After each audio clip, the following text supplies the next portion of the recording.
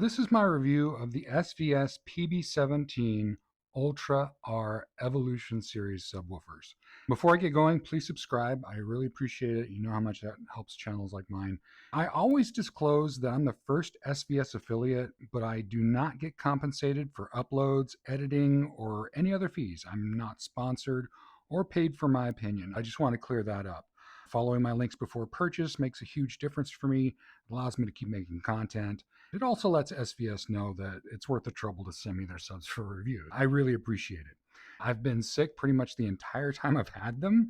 I still have lingering bronchitis. I don't know if you can hear it in my voice. When I first heard about them, I was out of the country. So, yeah, it's been kind of a surprise. I'm going to cover the things I think you want to know, along with the things that I wanted to know.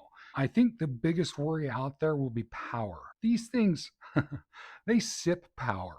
And it's crazy how little power they consume compared to the output. They are extremely efficient. We're talking about 5,600 watts RMS between the two of them and 12 kilowatts plus of peak power. Okay, that's crazy numbers. But you don't need to run a dedicated circuit. They don't need a special plug. It's nothing like that. I run my AC, as you can see over here, my TV, AVR, Blu-ray player, all that, and lights and everything. There's no problem. I've had viewers who put in dedicated circuits for PB-16 Ultras, and they didn't need to because they're drawing about as much as a 100-watt light bulb. The efficiency is just absolutely crazy. With capacitance, it stores the power on board and has it ready to go whenever the sub needs it. And believe me, it delivers when it needs it. If dual PB-17 Ultras affect your household circuit, you have other issues you need to address, and I mean like now. I had a 10 amp circuit that had a 15 amp breaker on it. This was for a bathroom in a house I used to live in. The lights would start dimming, and the problem was the breaker wouldn't go off before the wire would start catching fire, essentially. If you've got dimming problems and things like that, you need to check your circuit, especially if they're caused by pretty much any SVS subwoofer, even duals, because they just don't consume a lot of power. It's all stored on board and used judiciously. Essentially, if you can run 200-watt light bulbs, you should be good. Now, I'm not an electrician, but I've had no problems here. Are these better than the PB-16 Ultras? And I have to say, absolutely, yes. One of the things that the PB-16s would do is, in certain situations, they could develop port noise. I actually bought Edge of Tomorrow to get the highest opportunity for chuffing. It's lossless audio with maximum dynamics. And just to be clear, with normal content, the 16 Ultras were amazing. In daily use, it was just never an issue. It was just that torture scene that would put any subwoofer to the test. But these have much bigger ports, and the DSP is supposed to prevent port noise. I put my head down by the ports, and there might be something a microphone could pick up, but nothing I could hear from my seat. The house shaking itself apart was more of an issue long before port noise was ever a possibility. And I was legitimately worried. So trying to push these things to find their limits is just not in the cards for me. These things have too much power. It's a wonderful thing to have more power than you need. These are bottomless to the extreme. The PB-2000 Pros, they'll drop to 14 hertz in a room before any roll-off. And that's deeper than most people can hear. These drop to 12 hertz, and that's well below audible levels. Now, I've heard people mention SVS not having an advantage, and I say that in quotes, in the mid-bass region. And this is by design. You can run a lot more gain, giving you the same output in the mid-bass as your typical sub, but you have an entirely new world of deep bass response. It's the biggest problem people have when checking out SVS subs or any other deep bass sub is they just don't run the gain up high enough, and they don't push it to find that limit where it's overdone and then backing it off. That's the best way to do it. Mid bass is easy. Any sub you can think of can hit 60 hertz real easy. Amazon's best-selling $200 subwoofer can do that. It's the deep bass that's hard. And everyone's going to want to know, what's the max SPL, because that's the way we judge every subwoofer on the planet, right? I hate it. It's pretty much the most pointless dragon to chase when it comes to subwoofers. I'm dead serious in this. Look, I am all for getting the maximum bass you can get out of any sub. That's why my hacks exist. They're all about getting an amazing experience. I don't run these things lightly. The thing is, it doesn't matter how much output you have available, you can only use so much before that balance of bass is just overdone. The limits are pretty difficult to reach with these subs. And you can see from the graph that my integration by ear is pretty spot on. The graph just shows that compared to the PB-2000 Pros and the PB-17 Ultras, these are in different rooms, but the level is still really close. But what I find myself being able to do is run more gain than usual with the PB-17s. I didn't expect that, and I think that goes to the quality of it. The purpose of something like a PB-17 Ultra is the quality of the bass. And I wouldn't be able to find the max output without literally breaking things in the house. And I'm not exaggerating. I've run these subs really hot and it's shocking output, but nowhere near the limits. Lots of headroom and crazy explosiveness. The bass is razor sharp, but still totally comfortable for me. And I have fragile ears, not sensitive ears in a good way. I have a problem with sealed subs, and that's because I had a traumatic brain injury in 2001. I have post-concussion syndrome. I'll have it the rest of my life. The fact that these subs do what they do and do it without causing any ear fatigue, phenomenal. A lot of people are going to be wondering, why dual subs? Why don't you just review one? All rooms alter bass response, causing dips and booming at different frequencies as you move around, as you can see in the graphs. A single subwoofer will alter the response and your perception of any single subwoofer. This is just within 6 feet, and so you can see how much the bass varies just in a small amount of distance with a single sub. Dual subwoofers largely reduce this problem, and in ways the graphs can't fully illustrate. That's the weird thing, is what you're hearing versus what the graph produces are not 100% the same. The kick is better, the bass is cleaner. It's really the only way to go if you care about bass in the slightest. And if you're watching this video, that's obviously you. Why else would you be watching? So rather than getting a single PB-17 Ultra, just split your budget. Go with something like the PB-3000s or the 4000s or the PB-16 Ultras if they still have those available. Do that, and then you can do the one-year trade-up. If you can do dual PB-17s, that's the way to go, and it's absolutely amazing. Going with a single is just a half measure. If you're going this far with bass, obviously you want quality bass. Don't do a half measure. Dual subs is doing it right. I want you to have the best experience. If I told you, oh yeah, one will do, I would not be telling the truth.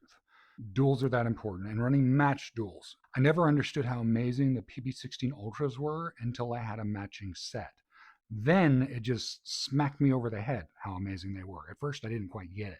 That's why I had to review duals in order to really know what these things are capable of. Because anytime you listen to a single sub, you're not hearing that sub all of the way because of your room. Your room is stealing your bass, and your room is amplifying your bass at different frequencies throughout the room at different places. It's completely imbalanced, and you may get a straight looking graph, but it's not going to be what it should be, what it can be. That's why I'm such a stickler on going dual. I think we get the point, right? Okay, I'll move on. This one's an interesting one. You run room correction on your AVR, of course, but you can use the PEQs to replace an external DSP by manually entering the parameters of Room EQ Wizard through the EQ process. Basically, what you do is you copy what those parameters are into the PEQs. This is a much easier way to do it than having an external DSP. But the thing is, I prefer it non-corrected. I like the way that the AVR room correction does it. And it's not to say I can't improve on the response, but the point is you can do this without having an external DSP. And that's amazing because I've done that. It was 20 hours at least just trying to figure out how to make it work right. If you ever wonder why I don't do a mini DSP 2x4 tutorial, look at them. They're an hour long.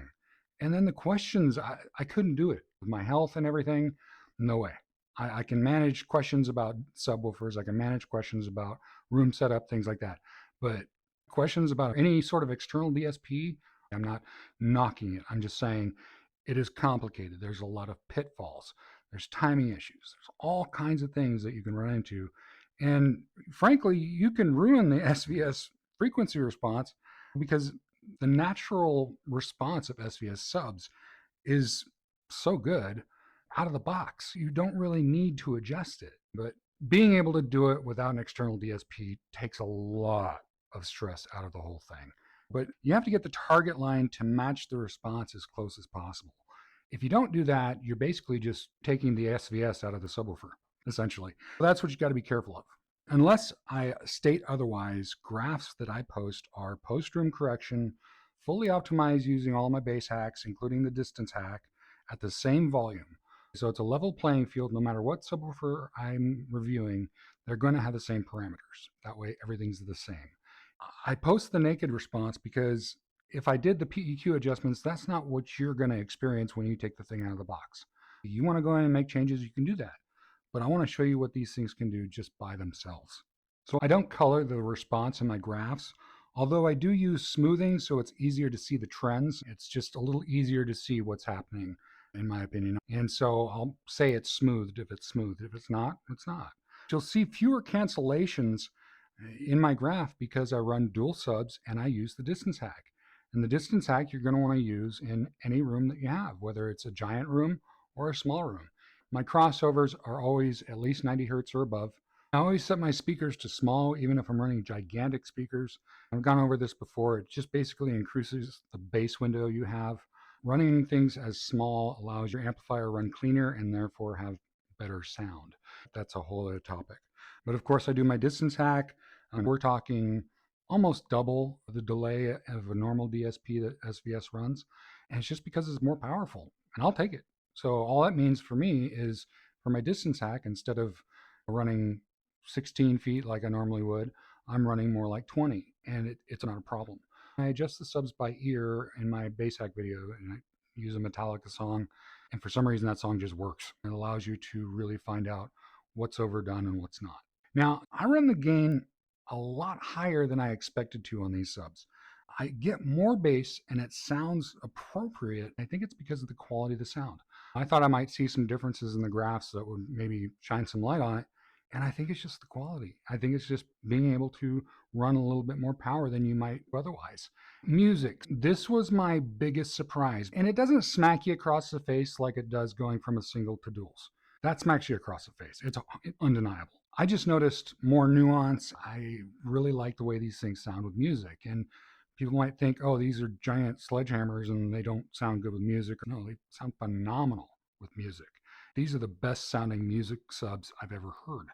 I don't like sealed subs because of my ear issues, but these are so tight and so controlled. It's crazy. And for movies, obviously the power on tap is where this sub really shines. When you watch The Accountant in the shootout scene, that's where I judge how explosive a subwoofer is. It feels like you're right there. It really is amazing. I could touch on that for days, but I think another important thing to understand is room size. And this is going to sound crazy to a lot of people, but there's no such thing as overkill. You get the same benefits in a small room that you would get in a large room, like the increased explosiveness, the better bass quality. You get all that stuff. I'm not saying you need these in a small room. I'm saying you can have them in a small room if you want them and they fit. They may not fit. The important part is you're not prohibited from running dual PB-17 Ultras just because you have a small room. You'll have the same small room issues you would with any subwoofer. This isn't a giant room. On average, about medium in terms of the rooms I've run. I've run a lot smaller, I've run a lot bigger, and it's the same issues. You deal with boundary gain, be a little more careful with your room correction, but beyond that, you get the same benefits. And the craziest thing on top of all that is that you still want to run the distance hack and duals, even in the smallest of rooms. And that has to sound completely counterintuitive, and I totally get it, but that's what I experienced. I've proven it out. I've done it in the RV project. I've done it in a 10 by 10 room. It's the room that you have to deal with, not the sub. You're not prohibited because you have a small room. Some people will say, well, just move. But I just don't think that's an effective answer. Not all of us have a perfect home theater room. You work with what you got. And these things sound amazing in here. And there's a lot of people that would look at the size of this room and say, wow, this is just overkill. But the sound is balanced. It's in my graphs. You can see it. I don't have dips. I don't have big old boominess. It's not overdone. It's not too much. It's not overpowering. It can be shocking at times when it's supposed to be shocking. It's just important in smaller rooms to run duals and the distance hack because everything's exaggerated in a smaller room. Totally counterintuitive, but you're trying to deal with that standing wave effect. As long as you run duals and you're careful about stuff, room size just doesn't matter. Another concern I imagine people might want to know, is this just clobbering bass? Is this just constantly smacking you over the head? And the thing is, this is a sledgehammer and a scalpel at the same time. It'll clobber you if it's supposed to clobber you in that movie scene and there's supposed to be overwhelming amounts of deep bass going on. It will absolutely clobber you, and it's fun. But they also have the razor sharp precision when it's called for in music. They do what they're supposed to do. They're the most true to content I've heard so far, period, without it being fatiguing, is just amazing. Another thing I want to address is placement. Some people think that my placement is just wrong. You're not supposed to do that. You're supposed to do it this way or that way, front of the room, back of the room, corner loaded. Look, placement is just not as important when you're running duals and when you run the distance hack. I kind of like having my subs on the same physical plane because the distance hack is all about adjusting the timing from these speakers and the subs to keep them from canceling each other. That is always going to reduce that cancellation no matter where you are in the room because the source is coming from relatively the same place. If it was wrong, you'd see it in my graphs. You just have a lot more flexibility when you're running duals. So let's get into the cons of these things. These are heavy as concrete. My back hurts just looking at them. And you want to use furniture movers, which I failed to remember. I had to use some cutting board mats, and it worked really well. It's the same plastic as a cutting board, just real thin, and that allowed me to move these things around. And they're big, okay? You can't deny that, but they have a smaller grill. They have the fabric grill, and with the fabric grill and the PB-3000s with its metal grill, they're almost the same depth into the room. That's really cool. I didn't expect that. Now, there's no denying that the 17s are a lot bigger than the 3000s, which is one of the reasons I like the 3000s so much, is it's such a great compromise of getting everything and being relatively small for what they're delivering. Another thing is isolation. It's really important if you have a wood subfloor like I do, but if you have concrete, it's just not that big a deal because you're not trying to counter the sound energy. You're trying to decouple that driver, that physical energy from going into the floor and rattling things around it more than it would with just the sound. And so it does help when you have a wood floor. When you have a concrete floor, it's just not quite as important. This is truly an excellent example of what a subwoofer can and should be. This is amazing bass. The whole thing has just been a shocker, hearing all the differences that I just didn't expect to hear. And then seeing how little power they drew. They're just fantastic. There's greater delay due to the more powerful DSP.